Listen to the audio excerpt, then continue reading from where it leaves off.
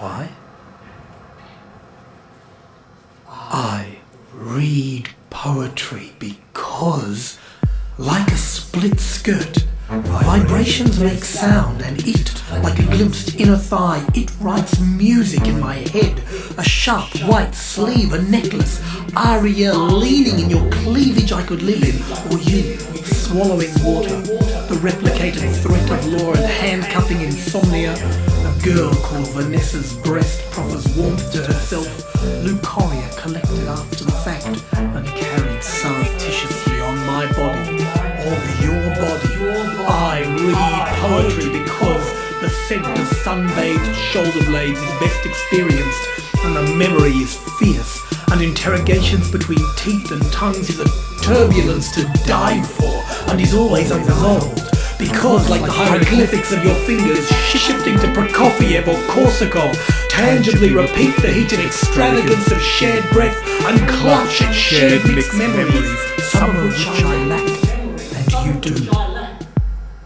I read poetry because Raquel begs for space and demands and sets 1,000 fences, because the arms of the woman on the poster are tanned and she is smiling at the wall behind her.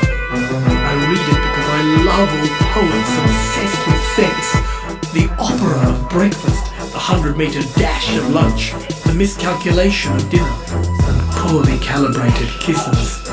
I read poetry because the circular walls of your breath and the muscular warm tissue of your sex mesmerise in both ink and life.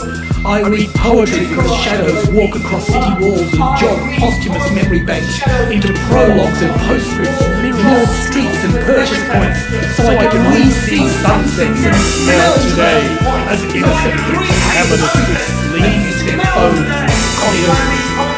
I read these words because narrative is a toy employed for manipulation and amusement. He turned to his book to devour a delusion. She turned to her reader to validate a reverie. I read poetry because the brittle paradigms we live through your words shine like fiber optic facets of existence and grip the tactile world like teeth tied into lampshades and corn and your velvet peach-skin ass. I read poetry because mysteries of existence translucent beneath the nine symphonies, choruses and amen. I read poetry in the thud of dust smacking into silent windows amplifies my pounding heart. Jackhammer the woofer.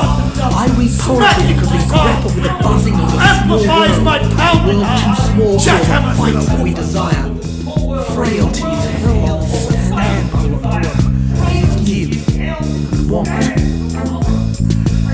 I read poetry because I hadn't yet read what Ginsberg writ when I wrote this, and I should have.